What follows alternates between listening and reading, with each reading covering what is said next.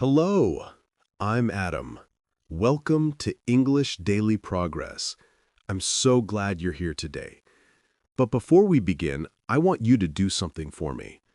Put your phone on silent, not vibrate, silent. If you're watching on your phone, resist the urge to check notifications just for the next 30 minutes. Can you do that? If you felt resistance just now, if something inside you said, "But what if someone texts me?" then today's story is definitely for you. Today, I want to tell you about a young man named Ryan. Ryan was smart. Ryan was talented. Ryan had dreams. But Ryan lost something precious. He lost his mind. Not to illness, not to an accident, but to something he carried in his pocket every day.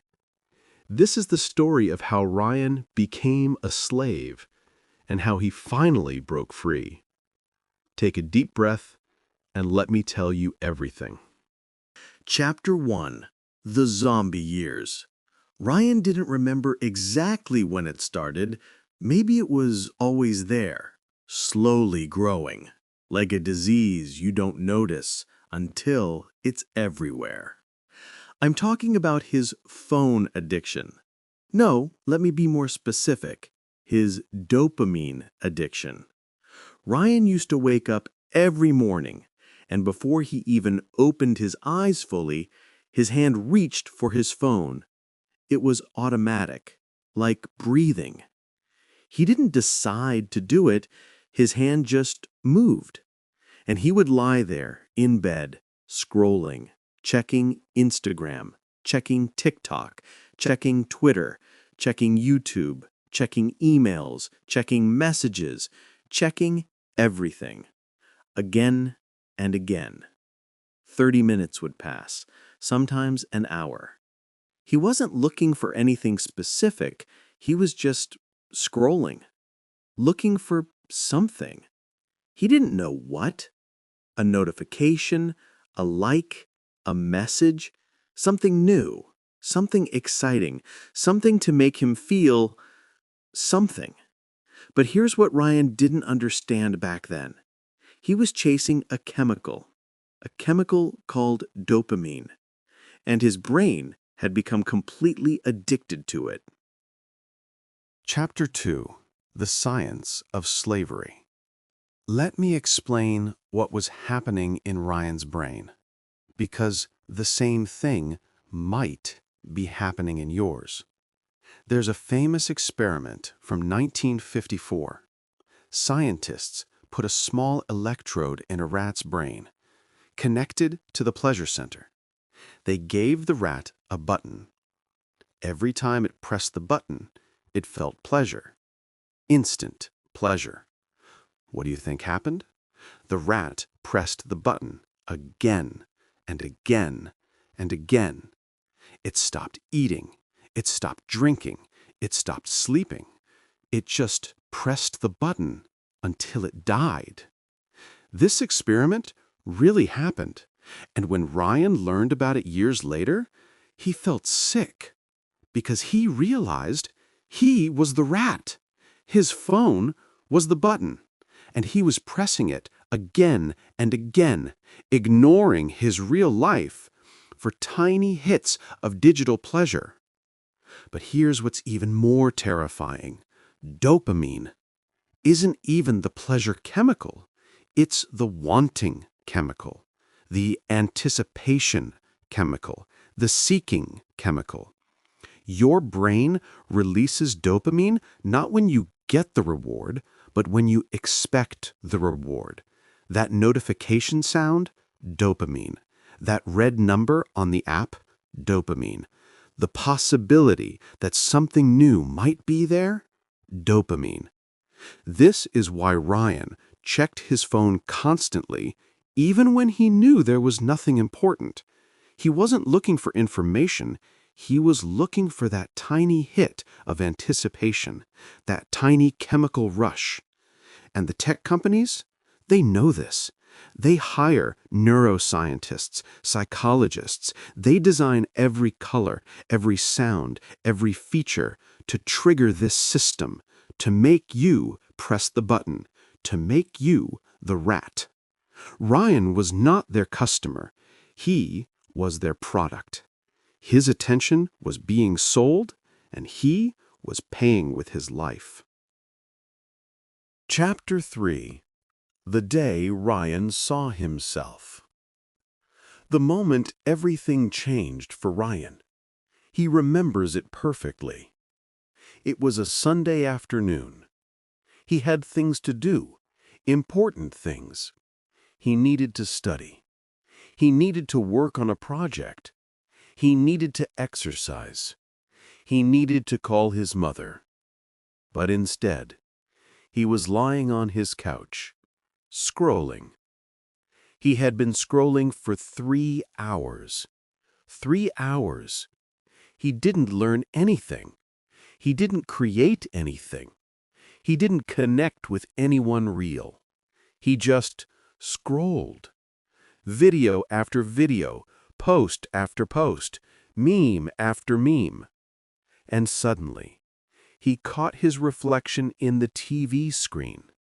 The TV was off, and he saw himself, lying there, mouth slightly open, eyes glazed, like a zombie, like a dead person who forgot to stop breathing.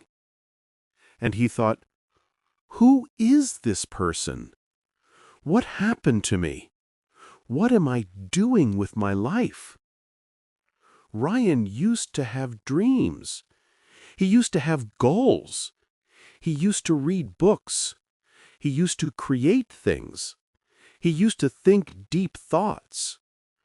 Now he just scrolled. He couldn't remember the last book he finished. He couldn't remember the last project he completed. He couldn't remember the last time he sat in silence, just thinking, just being, without reaching for his phone. That Sunday, Ryan realized the truth.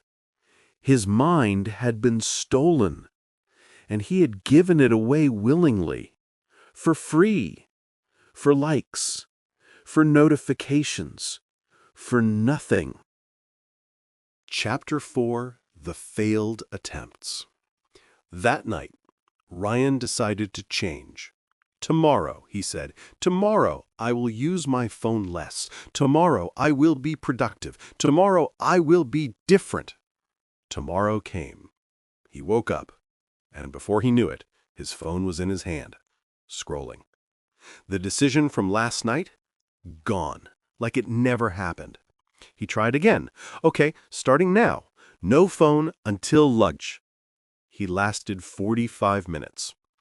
Then he just checked one notification, which became 10 notifications, which became an hour of scrolling. He tried deleting apps. He reinstalled them the same day. He tried app timers. He just clicked Ignore Limit. He tried putting his phone in another room. He went and got it. Every time he tried to resist, something inside him pulled him back. It felt like hunger, but worse. Like an itch he couldn't scratch. Like something was missing, and the only way to feel normal again was to check his phone. That's when Ryan realized this wasn't about willpower. This was about brain chemistry.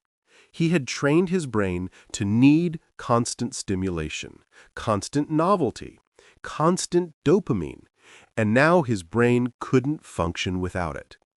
He had broken his own mind, and he didn't know how to fix it. Chapter 5. Rock Bottom. Ryan's lowest point came 3 weeks later. He had an important exam, a really important exam. He had 2 weeks to prepare, plenty of time. Or so he thought. Day 1, he planned to study for 4 hours.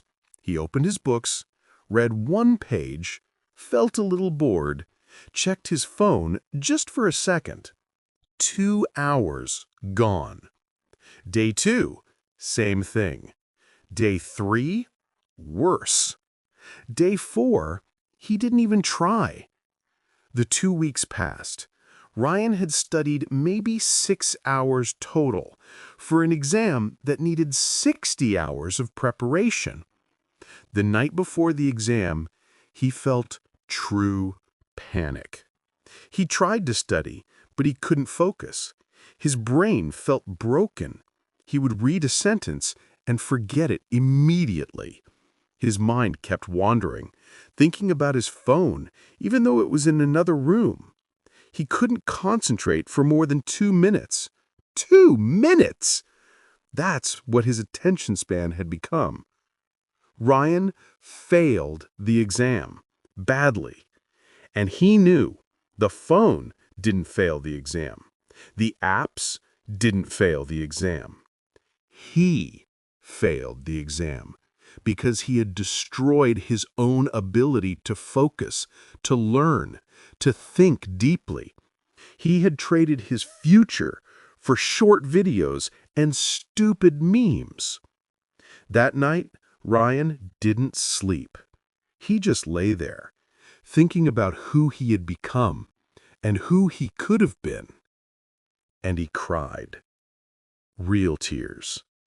Not from the failed exam, from the failed life, from the wasted potential, from the stolen years. Chapter 6. The Real Solution. The next day, Ryan started researching seriously, not just phone detox tips, but the actual science, what had happened to his brain, and how to reverse it. He learned something important. You can't just quit dopamine. Dopamine is natural. Dopamine is necessary. The problem isn't dopamine itself. The problem is cheap dopamine, easy dopamine. Let me explain. Some activities give you dopamine easily. Scrolling social media, watching short videos, eating junk food, playing mobile games. These give you a lot of dopamine for zero effort. Other activities also give dopamine, but they require effort first. Finishing a project, learning something new, exercising, creating something, having a deep conversation.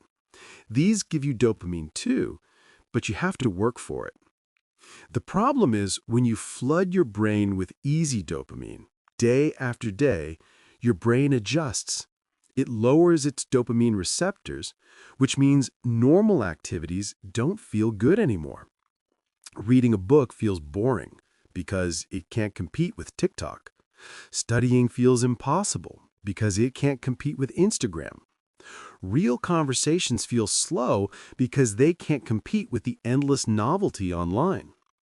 You haven't lost your ability to feel pleasure. You've raised the threshold so high that only super stimulating things feel good. Everything else feels gray. This is why Ryan felt empty all the time. This is why he was always reaching for his phone. His brain was constantly seeking that high level of stimulation that it had become dependent on. The solution was not to eliminate dopamine. It was to reset his dopamine sensitivity, to lower the threshold again so that normal, healthy activities could feel rewarding again. Chapter 7. The 30-Day Reset. Ryan designed a plan, a 30-day dopamine reset, not based on motivation, based on science, based on making it impossible to fail. Here's what he did. First, he changed his environment. He bought a cheap alarm clock. His phone no longer stayed in his bedroom. He couldn't check it before sleeping or right after waking up. This was non-negotiable. Second, he created friction. He deleted all social media apps, not his accounts, just the apps. If he wanted to check Instagram, he had to open the browser, log in, every single time. This small friction reduced his usage by 80%. Third, he scheduled his phone time. He wasn't trying to quit completely. That's not realistic. Instead, he allowed himself to check social media twice a day, 12 p.m. and 6 p.m. for 20 minutes each. That's it. Outside those windows, the phone was for calls and messages only. Fourth, he replaced the habit. Every time he felt the urge to scroll, he did something else instead. He made a list: 10 push-ups, read 1 page of a book, write in his journal, go for a short walk, drink a glass of water. The urge would come, he would do something from the list. The urge would pass. Fifth, he embraced boredom. This was the hardest part. He stopped filling every empty moment with his phone. Waiting in line? Just wait. Eating alone? Just eat. Lying in bed before sleep? Just lie there. Think. Let your mind wander. Be bored. Boredom is not the enemy. Boredom is where creativity is born. Boredom is where deep thinking happens. We've become so afraid of boredom that we've lost the ability to just be. Chapter 8. The Painful First Week. The first week was hell for Ryan. I won't lie to you. Day 1. He reached for his phone 100 times. It wasn't there. He felt anxious, restless, like something was wrong. But nothing was wrong. His brain was just screaming for dopamine, and he wasn't giving it. Day 2. He felt irritable. Everything annoyed him. He couldn't focus on anything. He kept thinking about his phone, even though he knew nothing important was there. Day 3. He almost gave up. He actually walked to where he had put his phone, picked it up. His finger was hovering over Instagram, and then he stopped. He remembered why he was doing this. He remembered the zombie in the TV reflection. He remembered the failed exam. He remembered the stolen years. He put the phone down and went for a walk instead. Day 4 and 5. Still hard, but slightly easier. The urges were still there, but they were shorter, less intense. Day 6 and 7? Something started to shift. Ryan noticed he was sleeping better. He noticed he had more energy. He noticed he could sit still without feeling like he needed to check something. The fog was beginning to lift. Chapter 9. The Rewiring. Week 2. Ryan's brain started to change. He could feel it. He sat down to read a book, and he actually enjoyed it. Not forced enjoyment, real enjoyment. The words were interesting again. He read for an hour without looking up. An hour! He couldn't remember the last time he did that. He started working on a project he had abandoned, and he made progress, real progress. Not because he forced himself, but because it felt good. Creating felt good again. He called his mom. They talked for 45 minutes, and he wasn't thinking about his phone once. He was just present, in the conversation, listening, responding, connecting. He went for a walk in the park, without headphones, without podcasts, just walking, looking at trees, feeling the air. And it was beautiful. He had walked this path 100 times before, but he had never really seen it. He was always distracted, always half present, always somewhere else in his mind. Now he was here, fully here, and here was actually wonderful. Chapter 10. The New Ryan. It's been 6 months since Ryan's reset. His life is completely different now. He still has a phone, he still uses social media, but they don't control him anymore. He controls them. His morning is his. He wakes up. He doesn't check his phone for the first hour. He reads. He thinks. He exercises. He starts his day with intention, not with reaction. His focus has returned. He can work for 2, 3, 4 hours straight. Deep work. Meaningful work. He's accomplished more in 6 months than in the 2 years before. His relationships are deeper. When he's with someone, he's actually with them. His phone stays in his pocket, or better, in another room. People notice. They feel valued because they are valued. His mind is quieter. He doesn't feel that constant itch anymore, that constant seeking, that constant need for stimulation. He can sit in silence and feel peaceful, not bored, peaceful.